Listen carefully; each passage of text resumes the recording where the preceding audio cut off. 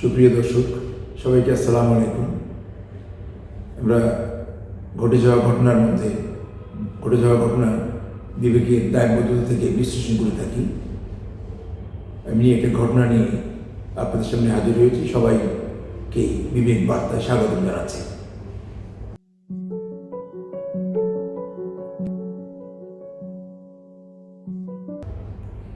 সুপ্রিয় দর্শক, একটি অত্যন্ত অবাক হওয়ার মতো একটি ঘটনা, সেটা হচ্ছে যে আমরা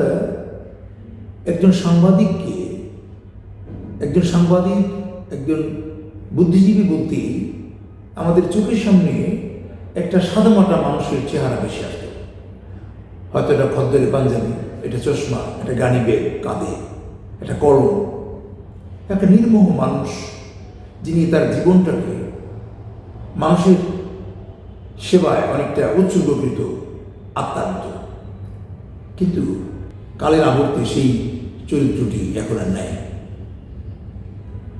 সেটা কোন জায়গায় এসে দাঁড়িয়েছে তার একটা নজির স্থাপন করেছেন আমাদের প্রখ্যাত সিনিয়র সাংবাদিক নাইমুল ইসলাম খান।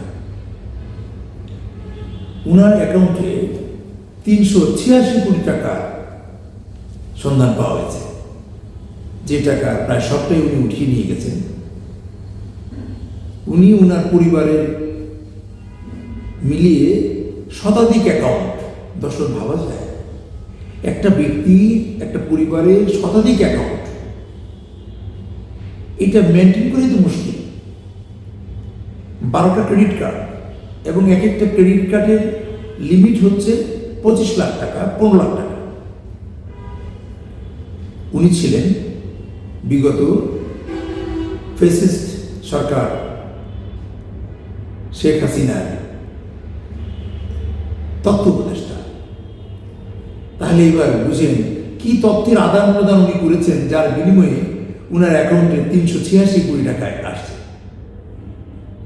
এটা তো ভাবা যায় না।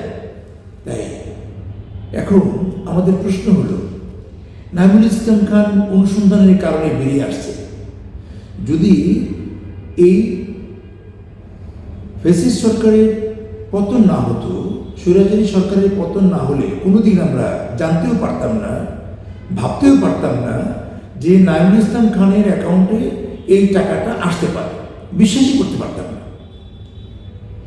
এখন বর্তমানে এই নাইমুল ইসলাম খানের মতো এরকম অনুসারী ছোট ছোট নাইমুল ইসলাম খান কি আরও আছে কি নাই সেটা নিশ্চিত না। তাহলে এক্ষেত্রে এই সাংবাদিকতার জগতেও কি সংস্কার প্রয়োজন না? সংস্কার প্রয়োজন। সংস্কার সর্ব জায়গায় প্রয়োজন। সবচেয়ে বড় সংস্কারের প্রয়োজন হলো বিবেকের সংস্কার। কি পরিমাণ বিবেক বর্জিত হলে পরে উনি তথ্য উপদেষ্টার পদে থেকে যে টাকাটা উনি অর্জন করেছে, নিশ্চয়ই বৈধ পথে এই টাকা অর্জন করার কোনো সুযোগ নেই, কোনো ব্যাখ্যা নেই। ব্যাখ্যাহীনভাবে উনি এই টাকার মধ্যে যে কত বড় সর্বনাশ করেছেন, দেশের কত শত হাজার কোটি টাকার সর্বনাশ উনি করেছেন, তা ভাবা যায় না। কাজেই আমাদের এটা শুধু দর্শক একটা আত্মীয়টার মতো ঘটনা। আর কোনোদিন নাইমুল ইসলাম খানের মতো এরকম দুর্বৃত্ত ওই মিডিয়ার মধ্যে মিডিয়া মাফিয়া তৈরি না হোক, সেটাই আমরা আশা করতে পারি। কিন্তু এই ক্ষেত্রে বর্তমান অন্তর্বর্তীকালীন সরকারের স্বচ্ছতাও খুব ইম্পর্টেন্ট। তারা যদি নিজেরা কোনো এই সমস্ত জায়গায় জড়িয়ে যায়, তাহলে নাইমুল ইসলাম খানের জন্ম হবে, এটা থামানো যাবে না। সবাই ভালো থাকেন, সবার জন্য শুভকামনা থাকলো। আসসালামু আলাইকুম।